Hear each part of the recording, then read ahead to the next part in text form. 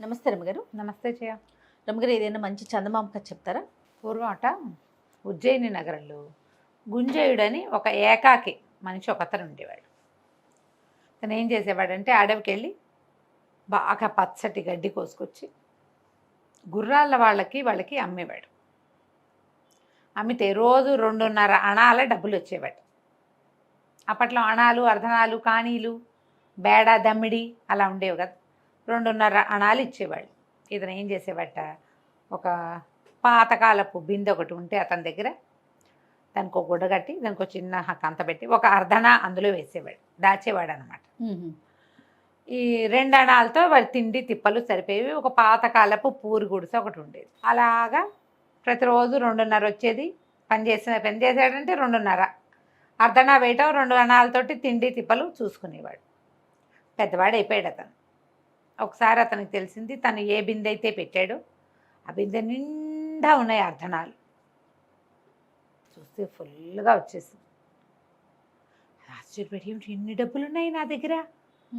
అప్పుడప్పుడు మనం వేసిన ముంతలు నిండిపోతూ ఉంటాయి కదా, డబ్బాలు నిండిపోతూ ఉంటాయి. ఏం చేయాలి ఈ డబ్బుని? నా తర్వాత ఎవ్వరు లేరు, నాకు పెళ్ళామా, పిల్లల, ఇల్లా, వాకిలా, జలాల, పిల్ల జల ఎవరు లేరు.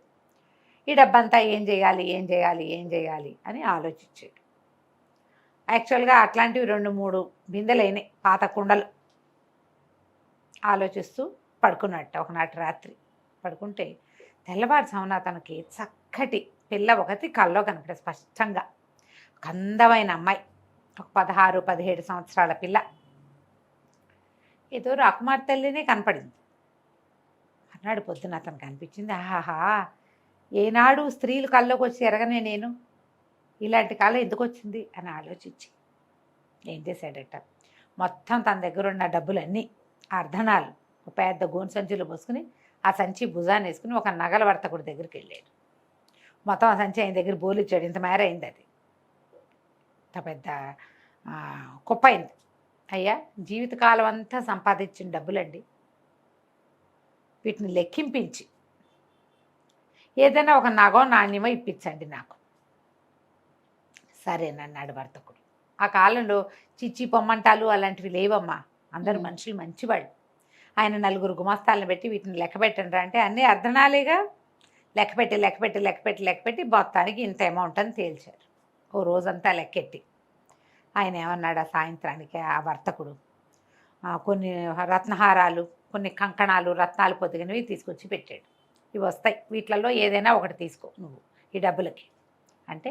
ఆయన ఒక పెద్ద కంకణం సింగిల్ హ్యాండ్ వేసుకుని, మనకి ఇప్పుడు వస్తున్నాయిగా ఇట్లా వేసుకునేది, దాని నిండా వజ్రాలు, కెంపులు తాపిన ఒక వస్తువుని తీసుకున్నాడు. సరే, నగల వర్తకుడికి టాటా చెప్పేసి ఈ వస్తువును ఒక గుడ్డలో మూట కట్టుకుని ఒక వర్తకుడి దగ్గరికి వెళ్ళాడు. ఈ వర్తకుడు ఏమిటి, ఈయన రకరకాల వస్తువులు తీసుకుని నౌకా వ్యాపారంలో తిరుగుతూ ఉంటాడు.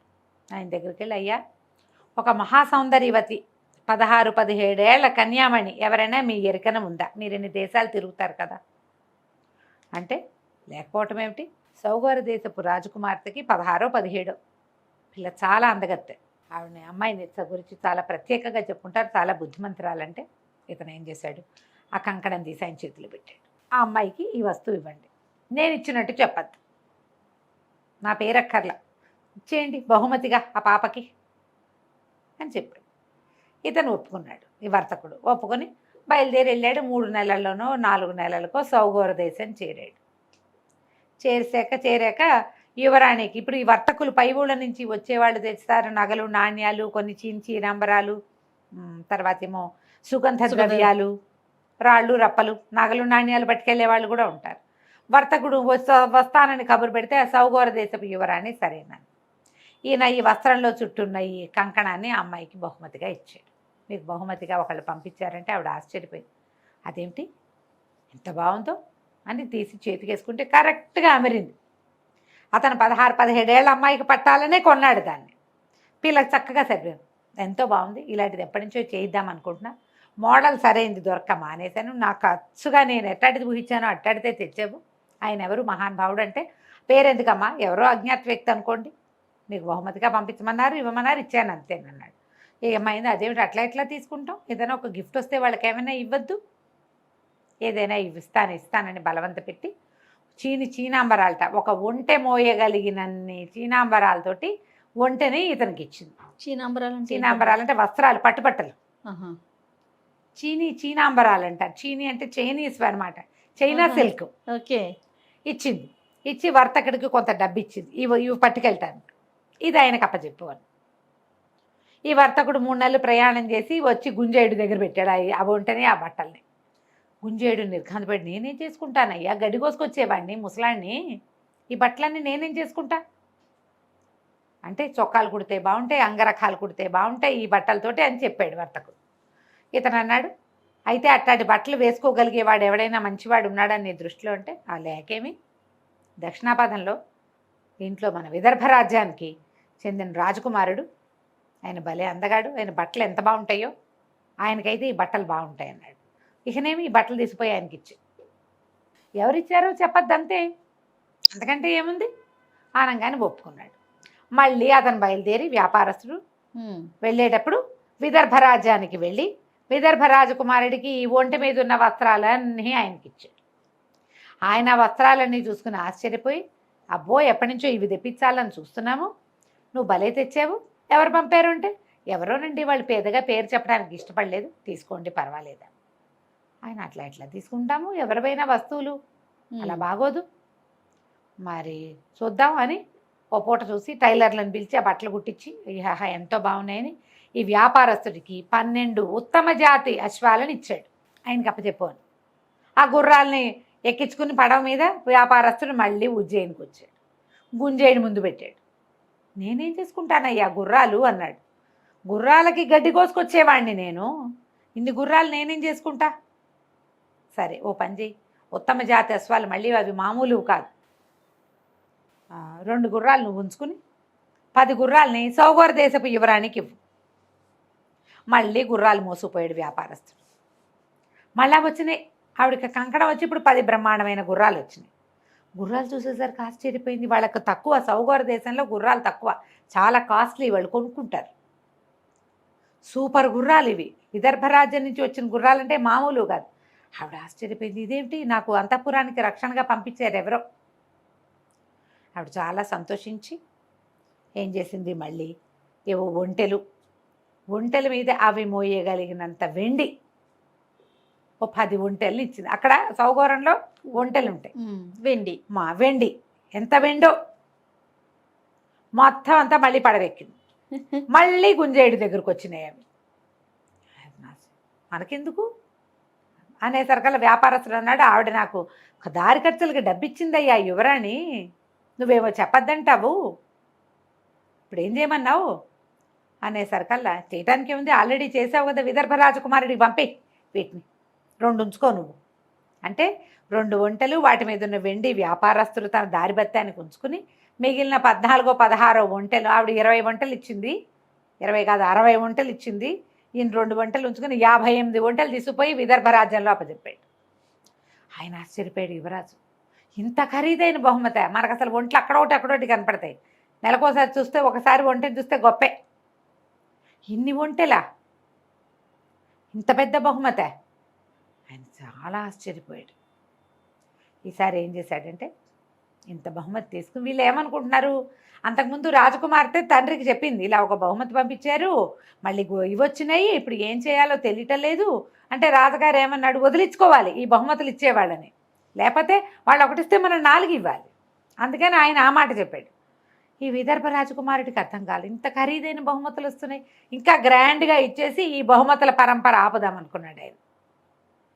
బ్రహ్మాండమైన గుర్రాలు 10, మళ్ళీ ఓ ఒంటెలో 10, అక్కడి నుంచి ఓ 10 ఏనుగులు, ఆ ఏనుగుల మీద బ్రహ్మాండమైన ఇవేశాడు, ఏమంటారు మన పైన హౌదాలు ఎత్తుతారు కదా, హౌదా ఎత్తటం అంటారు, ఏనుగు మీద అంబారి, ఆ అంబారి మీద నుంచి ఇట్లా ముత్యాల సరాలు జాలువారుతూ చక్కగా అలంకరించినటువంటి, వీటికేమో గుర్రాల గిట్టలకు కూడా వెండి గిట్టలు పెట్టించాడు ఆయన, అవన్నీ ఇచ్చాడు మొత్తం. పైగా ఈ పంపించిన వాటన్నిటికీ పైన చీనాంబరాలు కప్పారు, అలంకారాలు, మెళ్ళో ఆభరణాలు, వాటికి వర్తకుడు అన్నీ మోసుకొచ్చి గుంజేయుడి దగ్గర పెట్టేసరికి ఏం చేయాలో తెలియలే గుంజేయుడికి, వీటన్నిటిని నేనేం చేసుకుంటానయ్యా, గుర్రాలు వచ్చాయి, మళ్ళీ ఒంటెలు వచ్చాయి, మళ్ళీ ఏనుగులు సరే తలా 2 నువ్వు ఉంచుకో, మిగిలిన పట్టుకెళ్ళి రాజకుమార్తెకి ఇచ్చి అనగానే వ్యాపారస్తుడు ఒప్పుకోవాలి. అబ్బే అలా కుదరదు, ఇప్పటికి 3 సార్లు వెళ్ళా, ఆవిడ ఎవరిచ్చారని పీకేస్తోంది,